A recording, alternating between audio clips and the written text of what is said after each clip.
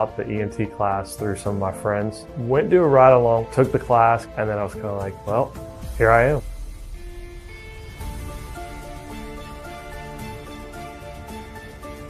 Getting to meet people that you've helped previously and seeing them on the street, or they've come by the station to say hello and thank you. It's just a rewarding experience. I would do it all over. Searching for an unforgettable summer for your child? At Old Nell's Farm, campers spend days riding horses, learning horsemanship, caring for animals, making new friends, and enjoying real farm adventures. From beginners to horse lovers, our small camps offer a fun, safe, hands-on experience they'll talk about all year. Old Nell's Farm, DeVille, Louisiana. Call 318-794-9533 to register. Spots are limited. Hi, this is Pastor Roger L. Green Sr., pastor of the Mount Zion Missionary Baptist Church. We're welcoming you to our worship services on Sunday morning. Sunday school begin at 8 a.m. Worship services begin at 9 a.m. Come and grow with us, a place of faith, family, and fellowship. We would love to have you. Come see us Sunday morning. We'll see you there. Hey, did you know Long's Products is a family-owned janitorial supply with mops, brooms, trash bags, and they even have food service disposables, carry-out plates, and to-goes? Check us out.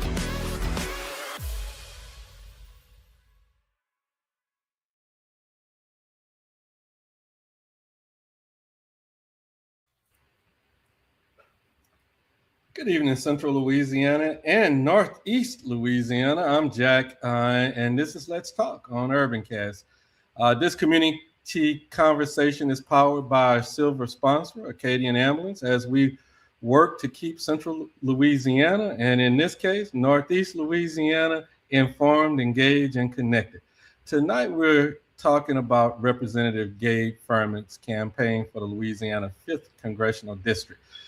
Joining us tonight is State Representative Gabe Firment, who is seeking to represent Louisiana's 5th Congressional District in the United States House of Representatives. Tonight, we'll discuss his campaign, the issues facing District 5, why he believes he's the right person to represent the region in Congress. Before we begin, I want our viewers to know that UrbanCast has invited all known qualified candidates or all known candidates in this race to participate. Representative Gabe Firment accepted our invitation and is joining us tonight. We also extended an invitation to candidate Dan McKay. However, his campaign declined to participate. Our invitation remains open to all candidates because elections are about giving voters the opportunity to hear directly from the people asking for their vote and make an informed decision at the ballot box. If you're watching live tonight, drop your questions in the comments. We might bring them into tonight's discussion. Representative Firment, thank you for joining us tonight, sir. I'll let you introduce yourself. Tell us a little bit about yourself, your family, and your background. Yeah, well, it's good to be with you, Jack. And I'll say this up front. I don't think in the 7 years I've been a state rep, I have ever turned down an interview. So I believe in being accessible and available and transparent. And, I think so far it's worked good for me. And the people know that even though we may not always agree on things, I'm going to be there for them and answer their questions. And that's kind of been my motto as state rep. So, currently I'm serving as District 22 State Representative, which is all of Grant Parish, about half of LaSalle Parish, and most of the city of Natchitoches. I'm in my second term currently, serve as the House Insurance Committee Chairman. I live, of course, in Grant Parish between Pollock and Dry Prong. I actually grew up in Ball, went to Tioga High School, Louisiana College, got a master's degree in business from Louisiana Tech, married a girl from Grant Parish, my wife, Erica. And so we've been here, 20 years or more now. And we just absolutely love Grant Parish. We've raised our families here. My wife's a public school principal. I'm a small business owner. And, serving as state representative has really been one of the great honors of my life, and looking forward to a new challenge now. All right, Rep. Listen, again, I appreciate it. I know just last night we were talking about Senator Selders, and I sent you a message, and I know he was in the House with you, and I know y'all are on different sides of the aisle, but it certainly it was clear to see the mutual respect across the aisle when it came down to something like what happened on yesterday. Senator Selders served in the House with me one term. Mm-hmm. Just the most congenial, genuine, friendly, down-to-earth man you would ever meet. Always had a smile on his face, even during the most bitter debates. And we've had some difficult times over the last 7 years, but always a gentleman. I can't remember which committee it was, maybe transportation. When I was a freshman representative, I sat by Representative Selders, and he always had a joke, always had a smile, always a word of encouragement. And we usually ended up talking about our kids. He had 2 boys that were playing baseball and basketball and football, and just a real tragedy, and reminds you how short life can be. Yeah. Only 44 years old, man. That's something to read when it came across the feed. Yeah. Made you decide to run for Congress, and specifically here in the Louisiana 5th? Well, look, I'll admit I don't know that I've ever dreamed of being a congressman, or actually, for that matter, was never really a lifelong dream to be state rep. But really similar situations. 8 years ago, I was very happy and content with my life, but someone called and suggested I run for state rep to help my community. And, I prayed about it and talked to my wife and thought about my kids and what kind of world and what kind of state they were growing up in, and decided to run for state rep. And that worked out real well for me. And really similar situation here. Of course, the Supreme Court ruled that the map we had, the congressional map we had, was unconstitutional, and we were instructed to draw another map. And when we finished with that map, I started getting a few calls, and people asking me if I had looked at the map and if I thought it was favorable for a candidate from Central Louisiana, because that was their opinion, that it's set up real nicely for someone with my credentials and somebody from Central Louisiana. And so I began to take a real hard look at it and reach out to people I respect. And, we even put out a little teaser, I guess you would say, a few weeks ago on social media asking for input. And the feedback was just overwhelming, that people wanted me to run, and thought I could do a good job, thought I could win. And so I guess exactly a week ago, on July 1st, we publicly announced that I would be seeking the open seat for the 5th Congressional District. However, your homegirl over there, the mayor, almost let the cat out, at the LMA. She pretty much had already made the decision. Oh, yeah. He wanted, Mayor Wilking was hosting that LMA event.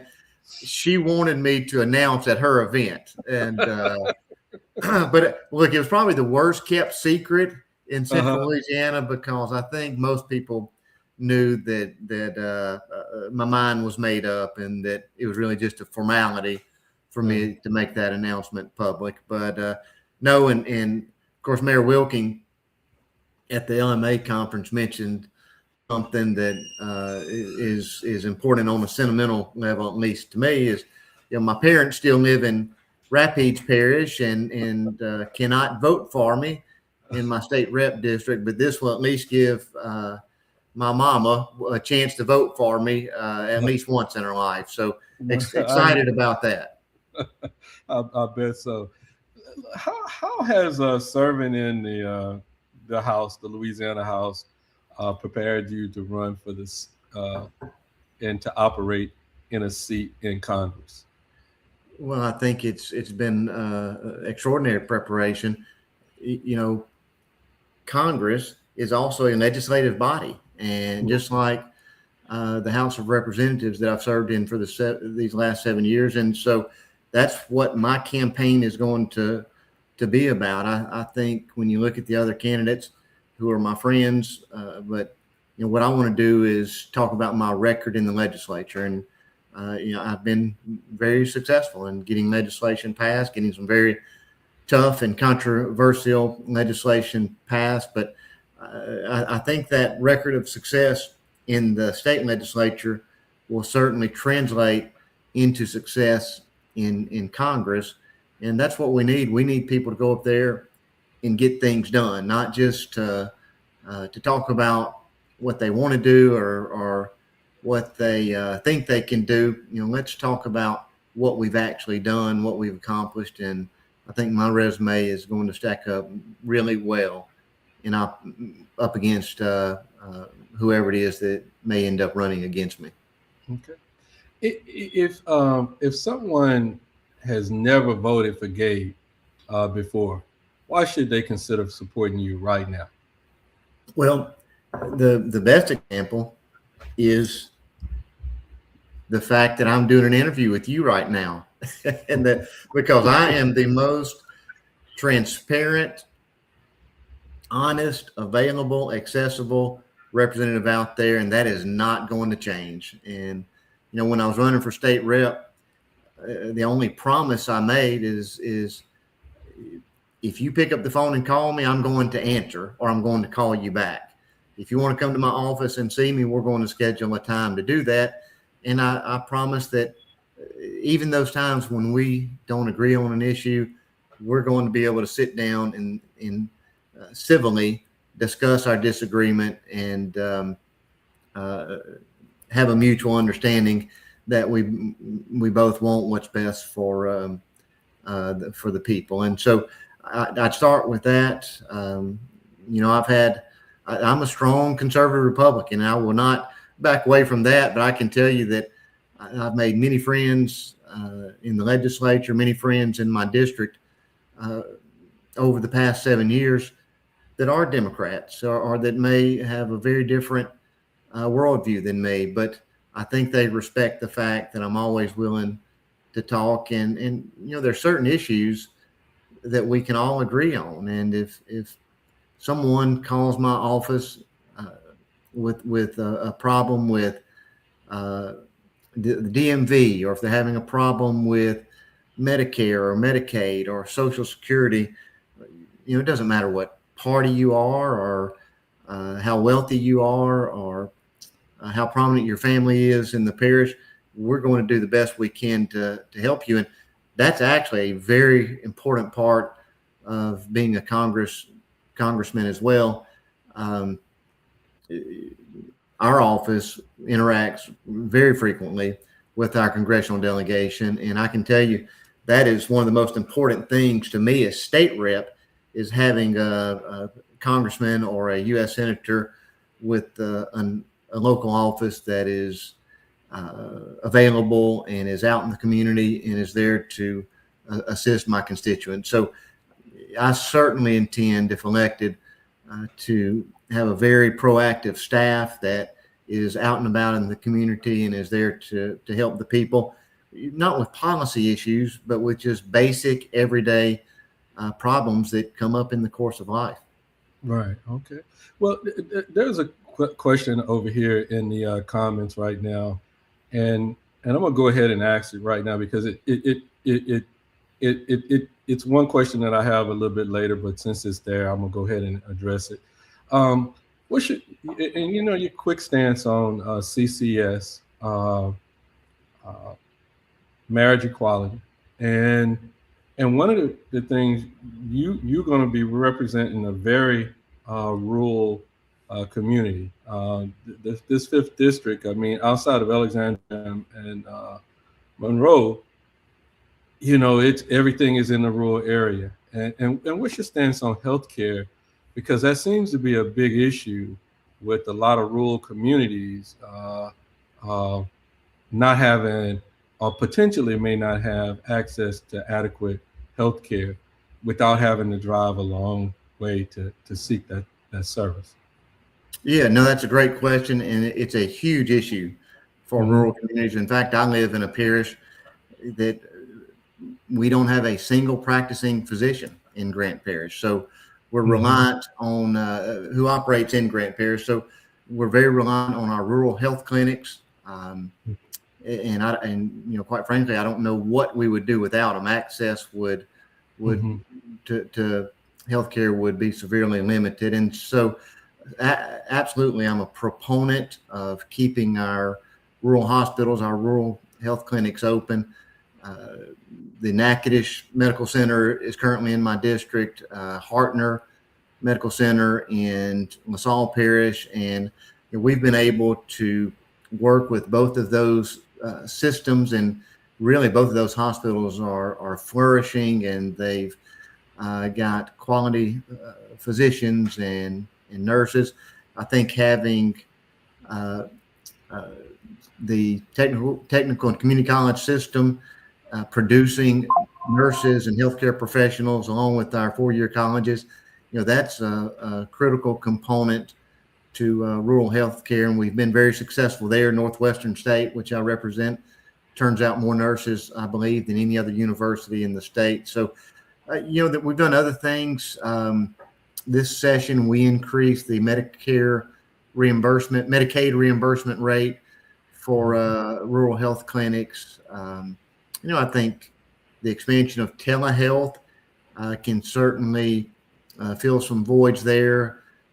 Thankfully, we've greatly expanded access to affordable and reliable internet, which has created some telehealth opportunities. So, the guy, and as a federal official, there's certainly things we can do from a policy perspective, from a funding perspective as well, to make sure that citizens in rural Louisiana, especially in poor parts of rural Louisiana, always have access to health care, because that greatly increases the quality of life. And if healthcare is one of those basic necessities, if you don't have, you're going to see an exodus of people from those rural areas. So I think investing in our rural hospitals and rural health clinics is certainly worthwhile and pays tremendous dividends.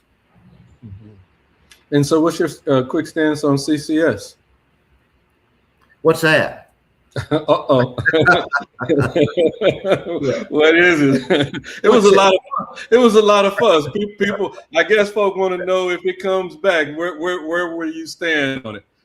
Yeah, no, look, we've spent a lot of time on carbon capture and sequestration, and it probably been the most controversial issue, I guess, that I've faced at least the last 2 or 3 years. And so, let me start by saying this.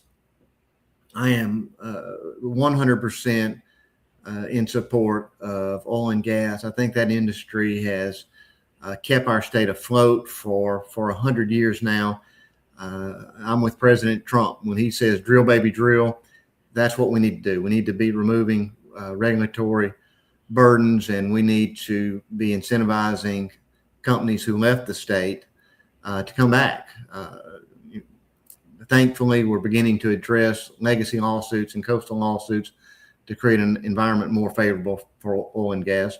Now, that being said, I'm also an ardent defender of private property rights, and I'm on record many, many times stating that. So there needs to be an extremely high bar for any time we consider the expropriation of private property for any reason. And I think ownership of private property is really the basis of our freedom as Americans, and people need the right to own and control their property without fearing that it's going to be seized. So, but look, I don't think those two things are mutually exclusive. I think you can have a thriving industry, oil and gas, timber, agriculture, and at the same time protect private property rights. And so look, that's where I'm at on CCS. I'm going to fight for private property rights,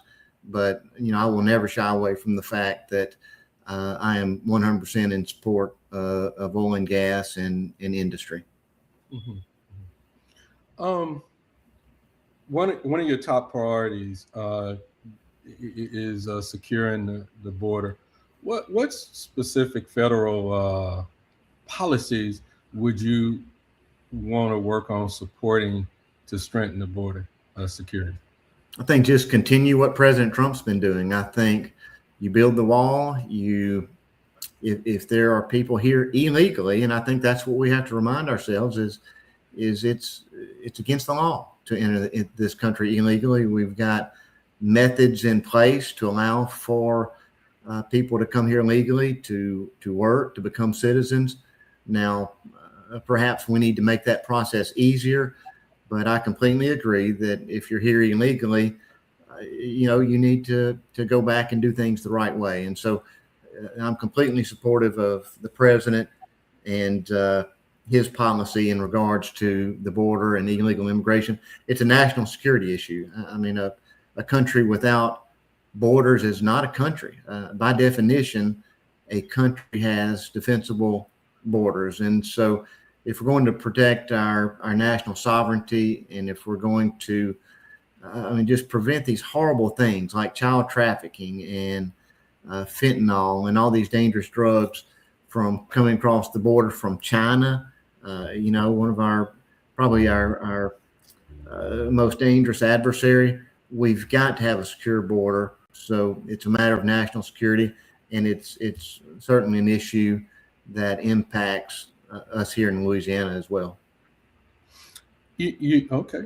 Agriculture in 5 is one of the largest industries. What challenges do you think are Louisiana farmers facing today, and how would you help them? I know I hear a lot of farmers talking about the farm bill and different things of that nature. So what do you think are the main challenges that our farmers are going to face over these years? Yeah, well, I would include the timber industry in that discussion of farming. Mm-hmm. The timber industry is actually the largest agricultural product in the state. Mm-hmm. And those guys are struggling. Insurance is a big challenge, but I do think we're making headway there with commercial auto insurance. But I met last week with some logging contractors, and we just talked about innovative approaches to developing new markets. We had a plywood mill in Campty, not a plywood mill, but a paper mill in Campty closed recently, and that really decreased the demand for pulpwood, which is the smaller pieces of the timber when it's harvested. So that's had a devastating impact on Natchitoches, on surrounding parishes, on the logging industry, but even ancillary industry. So what I know other states are doing, and we probably need to do better, is looking for innovative markets. So I know there's compressed wood panels that are being utilized as building products in some areas.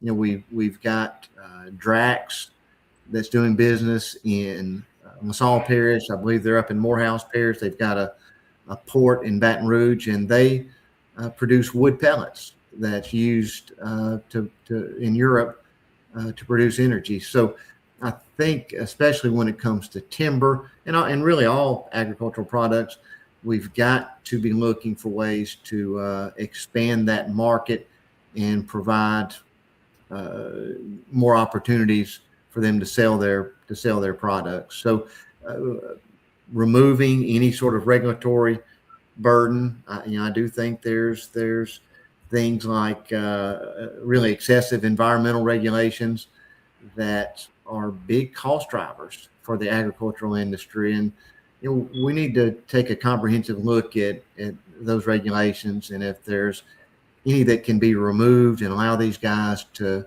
do what they do best, which is to grow their crops, to produce their timber and get it to the mill. Let's make it easier and less burdensome for them to do their jobs. Mm-hmm. I want to change the conversation a little bit about public safety. One of the things that we have here in the 5th is it includes Alexandria and Monroe, 2 cities that frequently rank among Louisiana's highest violent crime. And not only here in Louisiana, but the 2 cities also sit at the top of a lot of national lists as well.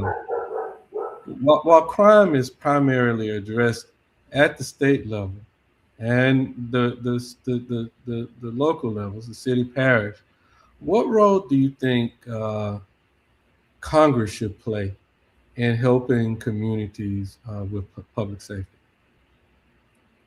Yeah, well, let me start by talking about some of the things we've done as a state and how that might translate at the federal level. So I think, you start with getting criminals off the street.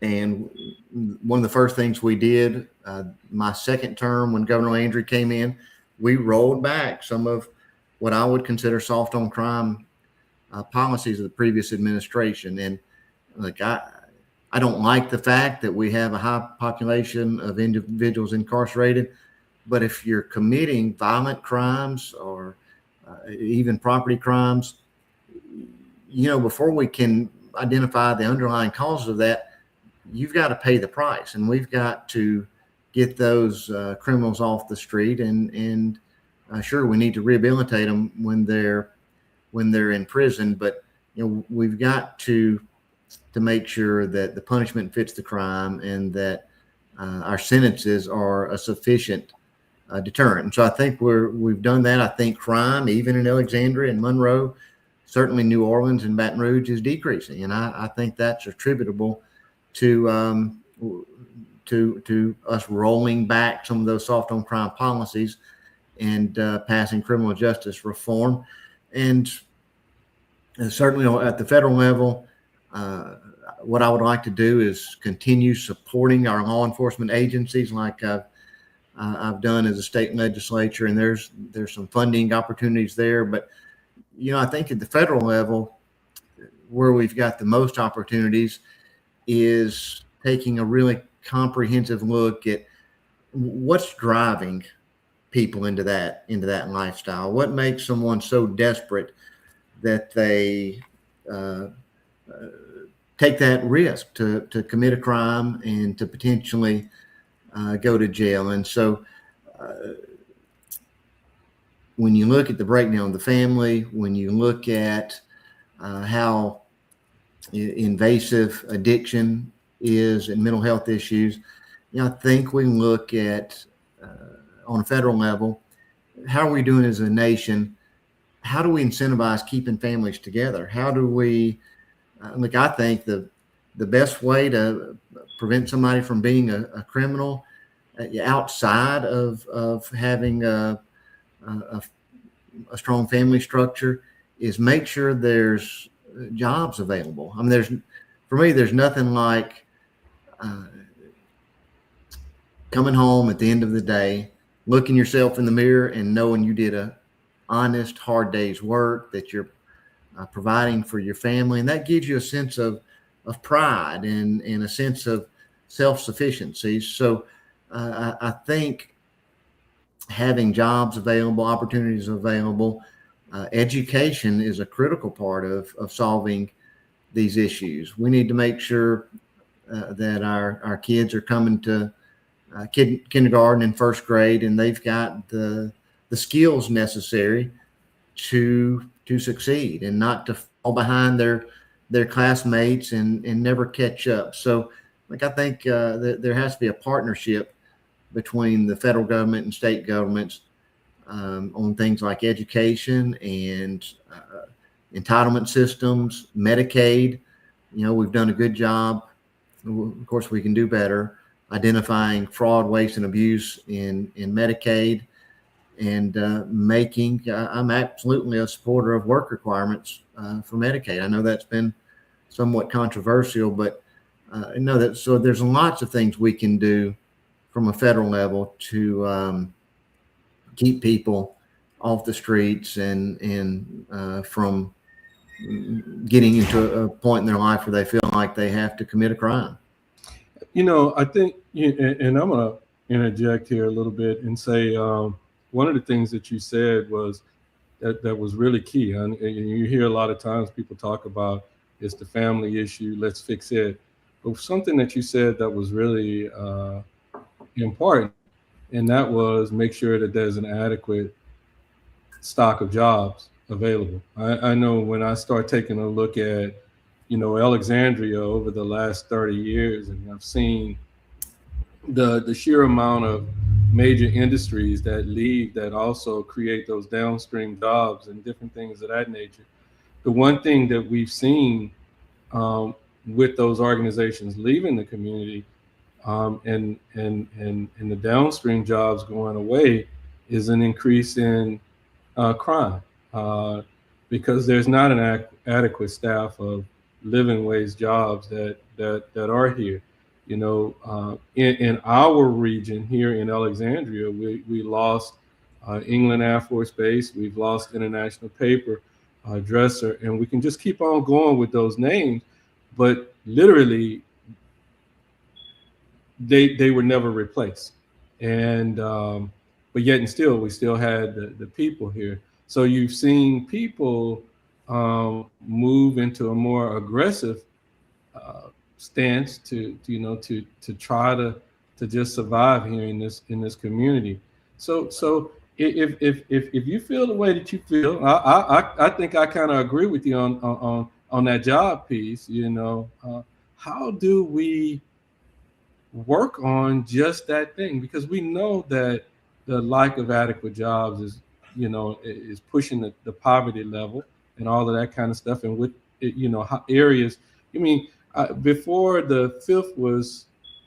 we made the change for the last 2 years with the fifth, the fifth was like the 12th poorest congressional district in the country. And so how do we talk about the part where if you do the crime and that part, but how do we kind of begin to balance that out, Gabe? Well, I think it begins with creating more opportunity. And, if you step back and you look at how God has blessed us, we've got the Red River, the Mississippi River, we've got row crops, we've got timberland, we've got a great interstate highway system and federal highway system. And there's so much opportunity here. I think maybe one of the things we need to do better, and I think one of the things we are doing better, is you've got to have a regional approach to economic development. And it can't be the city of Alexandria versus the city of Pineville or Natchitoches is trying to do their own thing. I think if we take more of a regional approach and we cooperate and we identify opportunities, I think we're going to be more successful. I think we're doing a better job of that now.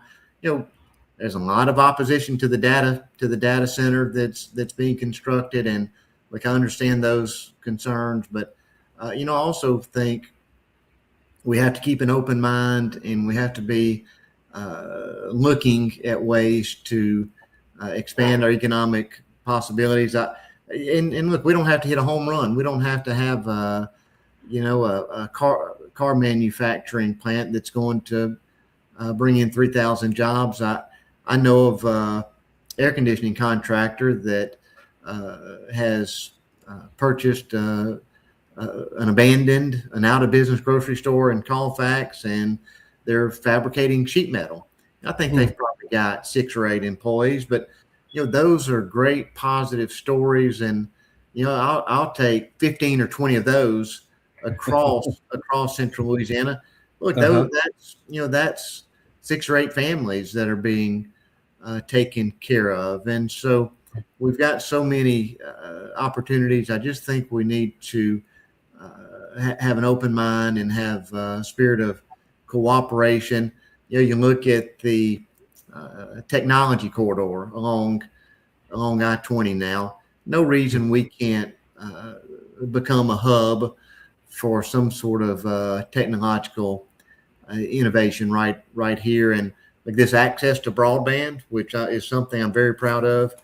That creates all sorts of possibilities. And in rural communities, you can run a high-tech business, a global business, anywhere across this rural region. So, I think cooperation, taking a look at innovation is really going to be the key going forward.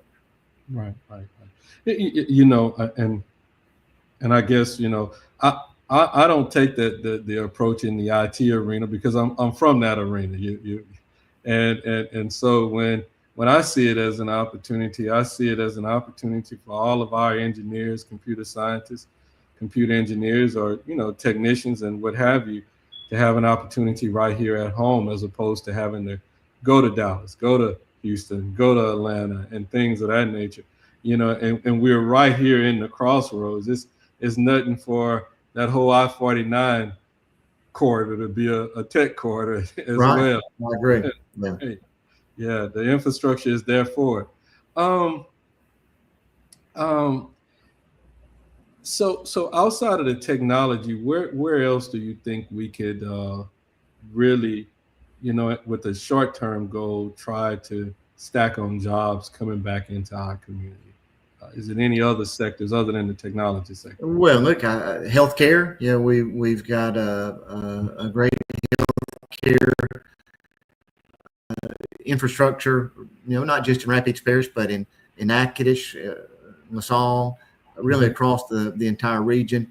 And of course, I'm speaking now more as a state rep. But if you want to expand that into my congressional district, I think healthcare is somewhere we can excel. You look at our universities and community colleges. I think our higher ed system here locally is doing really well. I know we've got a new Rod Brady campus about to begin construction in LaSalle Parish, and they're going to supply welders and nurses and HVAC technicians. And so, I think healthcare, higher ed is certainly areas we need to be looking at. But let's just look at those things we do best. Let's support the timber industry and row crops and the things we've been doing well for years. Let's give those industries, oil and gas, let's give those industries what they need to succeed. And we're doing that. We reduced the severance tax on oil production a couple of years ago, and that's just the beginning of what we need to be doing, rolling back some of the impediments from a legal perspective that have run so many oil and gas investors out of the state. I think we're doing better there. Some of the insurance reforms that have been passed are beginning to bear fruit. So, look, I'm all about free markets and opportunity, and let's let government get out of the way and let the American spirit and entrepreneurism take over and excel. And I think if we can do that, if government can get out of the way and be a partner and not an obstructionist to business and industry, then the sky's the limit. Right. Congress remains politically divided. You open up the news and somebody's fighting somebody. How do we break this cycle, Gabe? How do we break that cycle where you start looking at the people here in District 5? You're going to be serving, a conservative and a liberal group of people. How do you begin to break the divide and begin to serve the people of your district and take that value to Congress, and then in such a way it becomes an infection where other folks start to do the same thing? Yeah. Well, look, I've always said this since I began serving in the legislature. We all want the same things. We all want safe communities. We want the opportunity for our kids to get a good education.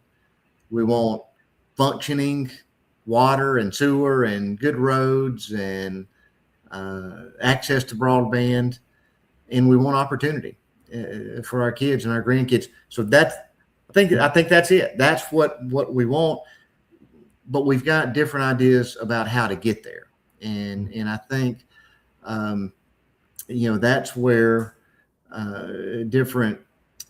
where the parties come into play, and I have no doubt in my mind that every Democrat out there wants those same things for his family and for his country. So, as a conservative Republican, I don't like the division that I'm seeing in my country, but I also recognize that there's some areas where I cannot compromise. I cannot compromise when it comes to securing the border, when it comes to some of these radical LGBTQ ideas that the left is espousing. I cannot compromise when it comes to accepting Marxist principles and socialism, because I think those are destructive policies that really destroy who we are as a nation. So, there are certain ideological positions that I'm going to take because I feel deeply in my heart that's what's best for individual flourishing and for us continuing to be that lighthouse of freedom for the whole world, and to make sure that every single person has the right to life, liberty, and the pursuit of happiness. So, there's areas that I just cannot compromise ideologically, but Congress does a lot more than that. And when it comes to helping people in the district succeed, and when there's obstacles to getting the basic services that government provides, absolutely, I'm going to be there to help. But I'm not going to shy away from the fact that I'm very disturbed about some of the things happening in the country, and some of our big cities seem to be giving in completely to socialism and Marxism. And that's probably not going to make some people happy when I say that, but I love America, and I love my state, and I want my kids and my grandkids to grow up in the greatest country in the history of the world, like I grew up in. And so, I'm willing to go up there and fight for what's right, and fight for the things that I believe in. And I believe the things I believe in reflect the values of the 5th Congressional District. And so that's what I'm prepared to do. And so far, the reception that I've gotten has really been amazing, and I'm very excited about it. What do you think citizens in here in the 5th misunderstand about the role that you will play in Congress, if there's such a, if you think everybody agree, but some, what do you think? Well, so I think I would say that there's probably similarities in the roles of the state legislature and Congress, and so I would rank those priorities. I think similarly as well. And so the most important thing you do as a state legislature, and probably as a congressman, I guess I won't know for sure till I get there, but is voting. I mean, that's the very description of the job is representative, and you go up there to represent the interest of your people, whether it's 44,000 people in the state legislature or 776,000 people in a congressional district. You represent those people in this constitutional republic by voting, and that's the most important thing you can do. And I'm going to make that the focus of my campaign. Is I want you to look at my voting record. I want you to look at my record of accomplishments and what legislation I've I've got passed. So look, number one, you better vote right. And I expect my constituents to hold me accountable for how I vote. And, outside of that, how do you represent the interest of your people when it comes to all of these really secondary things that a representative does, like making sure that your constituents get their fair share of funding opportunities, and that these basic services that we all agree government should provide, that your constituency is benefiting from that. So, the job at one level is very simple, and for me, it all begins with you better go up there and vote right, and your votes better reflect the values of the people you represent. Yeah, you hit one. We did an editorial this week. We finished it and we released part one of it anyway, and that was that part about that transparency piece and holding the elected person accountable for what you said you were going to work on compared to what you voted on and what you really got done. That's a real important part. Not just that I'm going to take care of you, what my voting record is, and being able to, at the end of your first term, for people to come back and say, here's your grade. Right. Here's how you voted on behalf of the people of Louisiana's 5th. Yeah, and look, I think since COVID, for whatever reason, people began paying closer attention to how their representatives voted and to how government works, and it's probably made serving in government a little more difficult at one level. This additional transparency and scrutiny of the process, but I think it's good. There needs to be accountability and transparency, and at the end of the day, you are responsible for every single vote you make. And as a state legislature, probably make 2,000 or 3,000 a year sometimes, and sure. Probably have made some, in hindsight, I would have changed, but probably no more than 10 or 15 out of the tens of thousands I've made. But I really think part of it goes back to the fact that so many people, whether it's state legislature or Congress, they go to Baton Rouge or they go to Washington, D.C., and they forget.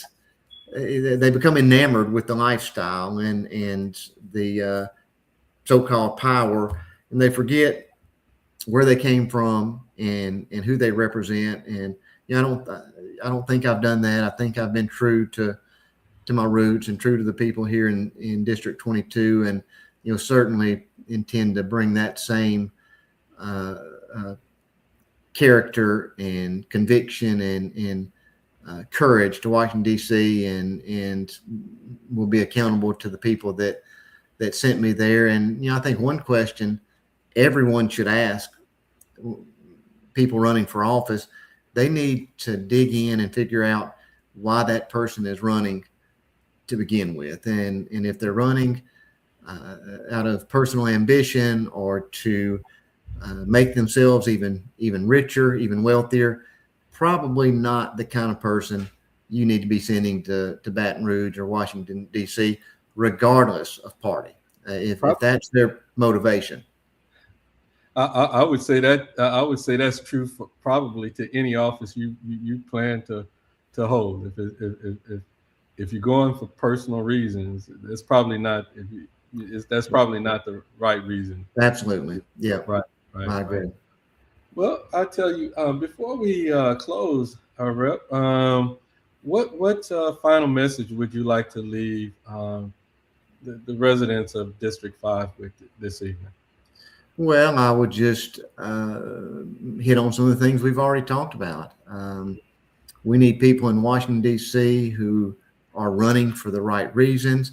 I'm running because I love my country. I love my state. I've got 3 kids and 3 grandkids, and I'm worried about what the future holds. And I've got a record and a reputation for being somebody who will not back away from a fight. I'm going to stand on my values as a Christian, and I will not compromise my integrity. And I understand the people of the 5th District because I'm about as average and normal as they get. You know, I'm married to a teacher, I'm a small business owner. I got a mortgage, and I got kids that get in trouble at school, and I'm just a regular guy. But I think that's an asset because I understand what the people are going through. But I've also got a record of accomplishment in the legislature, and I will stand on that and put that up against anybody out there. And that's what I hope to do in the coming weeks and months, is run a clean race, focus on voting records, focus on accomplishments in the legislature. And, I know you've got a varied, diverse audience, and, I will promise every single person out there, if I get in Congress, I'll have offices in Alexandria, in Monroe, in the Florida parishes, probably Hammond or Amite, Bogalusa, somewhere down there. And you're going to have people there to take care of you, to answer your questions, to help with any issues you may have. And nothing is going to change about Gabe Firment. You're going to have my cell phone, and you're going to have somebody who is there when you need them. All right. Representative Firment, thank you so much for joining us tonight and sharing. Yeah. God bless you, Jack. Thank you. Yeah. Before we get ready to close, I'm going to read a little stuff off, and then I need you to hang on in there, Rep. Okay. But we really appreciate you sharing your vision with us, because we, like you said, we have a very diverse group of people. And no matter where you are on the spectrum, we need to understand, where you are. So if you are the person that's going, hey, I'm gonna support Gabe. We just heard what Gabe was going to do, and Jack and Gabe wasn't fighting on them. That's right. We probably got more in common than we have different. So. Yep. So again, thank you for joining us and wanting to serve Louisiana's 5th. At UrbanCast, we believe informed voters make stronger communities. That's why we're committed to giving candidates the opportunity to speak directly to the people here in the UrbanCast family. As we mentioned at the beginning of tonight's program, every known candidate in this race was invited to participate. Our invitations remain open to all candidates because we believe elections are about giving voters information they need to make an informed decision when they go into the ballot room or the ballot box or the poll. For local news, election coverage, community conversations, and live interviews, stay connected with UrbanCast and involved in it all. A big special thank you to our silver sponsor, Acadian Ambulance, for powering these conversations as we work to keep Central Louisiana, and in this case, North Louisiana, informed and engaged and connected. We also want to thank our valued community partners for their continued support: Saddler's Towing, Lungs Products, Nader's International Market, Elegance Beauty Supply, Threadhead Embroidery, and Uncle Willie's Barbecue. Your support helps to make these important community conversations possible as well. I'm Jack, and this has been Let's Talk here on UrbanCast. I'll see you next time. If you could hang on in there, Rep, I greatly appreciate it. I heard about the ENT class through some of my friends. Went to a ride along, took the class, and then I was kind of like, well, here I am.